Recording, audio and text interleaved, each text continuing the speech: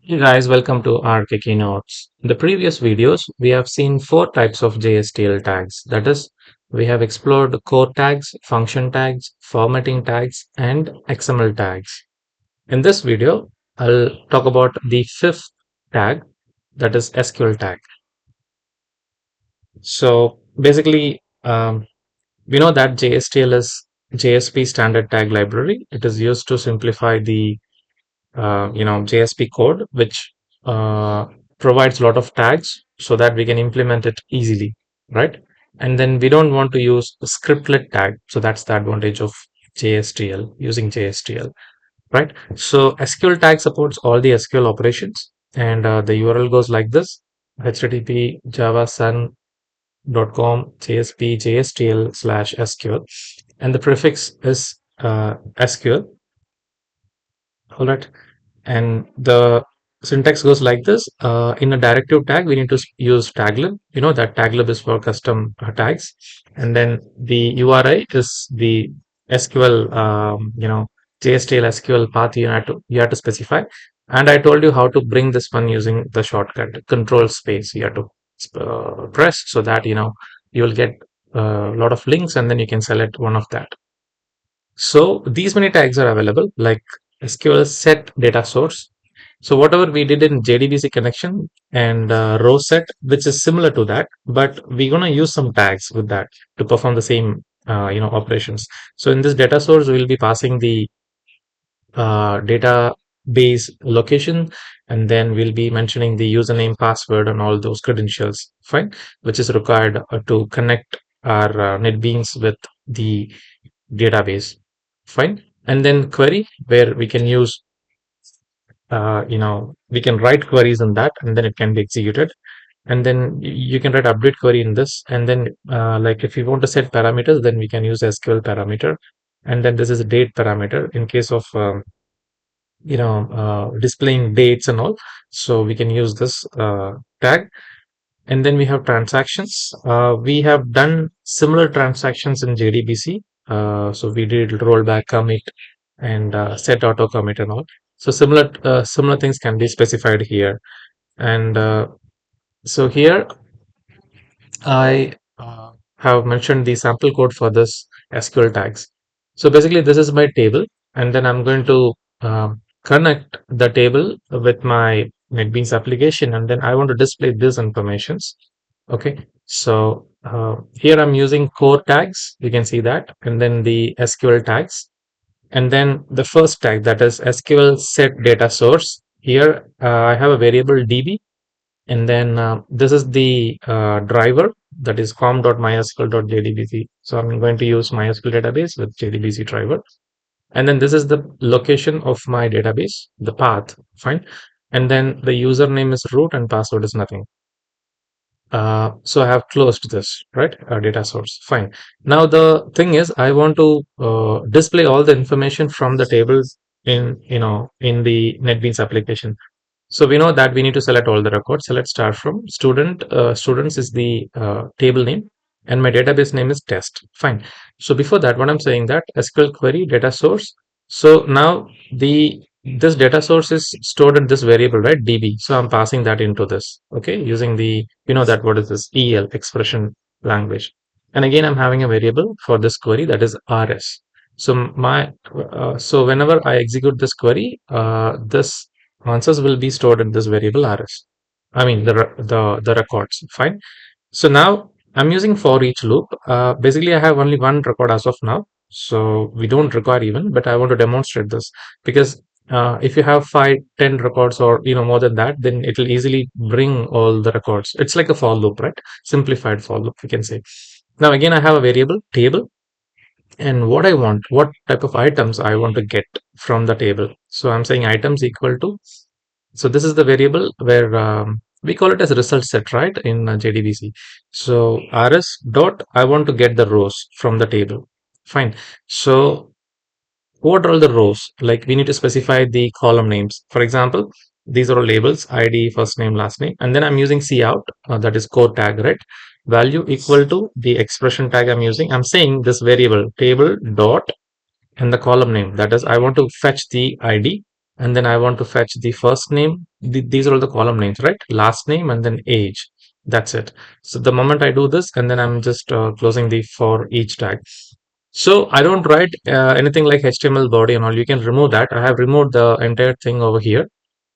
So if I run this code, it will be displaying the information. It will display the records from the table. That's it. So now let's dive into NetBeans and we'll see the practical implementation of SQL tags. So let me take you to NetBeans. Okay, so here you can see that I have written the code over here, and index.html is empty. I don't have anything. So I want to execute this new jsp.jsp. So I would have used web.xml, right? And then here I have specified the welcome file list.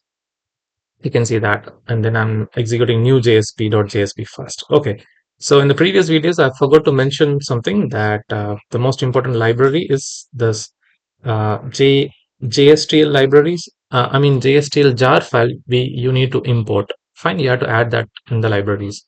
And then right now we are playing with database connection, so you need to add MySQL connector also. Now how to bring this JSTL? It's very simple. You can see that.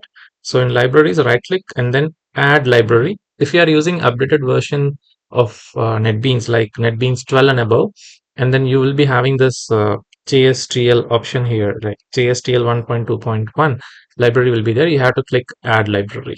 Fine. The moment you do this, it will get added here. And if you explore, please explore the JSTL library once at least, so that you can see lot many packages inside that. And then you can see our SQL tag is here, XML tags are here, core tags, formatting tags, and much more. Fine. So similarly, there were many and once if you open, for example, let's open the SQL tag, and you can see that there are many classes. So just now we have seen some tags, right? Like data source tag, transaction tag, update, query, date tag we have seen. So all these things are basically, implemented, and then like there was a Java file, and then it is compiled, and these class files are added here. Basically, whenever we call a particular tag, which means we are referring to the class.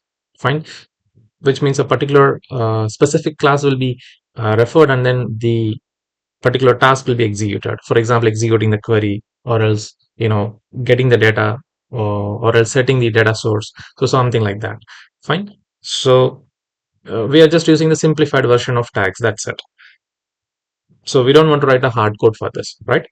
So that's the advantages of JSTL, and I have never used anywhere scriptlet tags. You can see that. So this is the step which is to be taken care. And in case if you don't have these JSTL libraries in NetBeans, and you need to download that, I have specified the link to download jar files in the description box. You can check it out. Now let me add it. For example, I have already downloaded in my PC, so I'm saying add jar, and then this is the folder. It is just about let me just open this JSTL 1.2 jar, and this is the thing. So it is not more than 4 MB. So you can download this, and even you can add this jar file over here. It works fine. Now we have explored the code. Now let me run. Before that, I need to start XAMPP, and I'll explore the table for you. I have started Apache and MySQL, and then let me see whether, okay, in the test database, I have got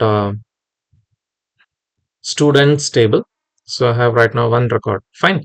So let me just go back to NetBeans, and I'll run this file. So if I run this, my Tomcat will get started in the background, and yeah, now it is asking to start the Tomcat. Tomcat has been started, and you can see that it is going to display the records from the table 1 ABC XYZ in 22. So that's what the results. Getting it? So now let us insert one more record in this, and then we'll see how it works. So I'll just take this insert, and then let me say 101, or else something like this, and then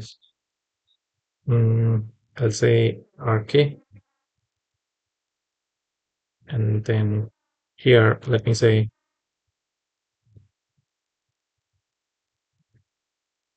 and then age is 25.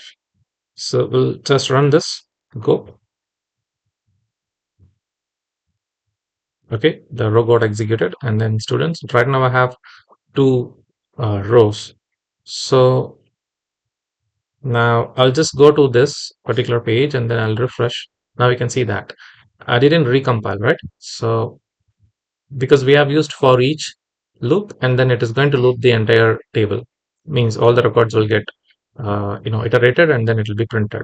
So this is a very simple example and then simple demonstration of SQL tags under JSTL. So with this, the JSTL topic got over, and then in the next video, I'll explore about custom tags, and then I'll show you the CRUD application using JDBC. So if you like the video, hit the like button. Don't forget to subscribe to the channel. Thank you, and thanks for watching the video.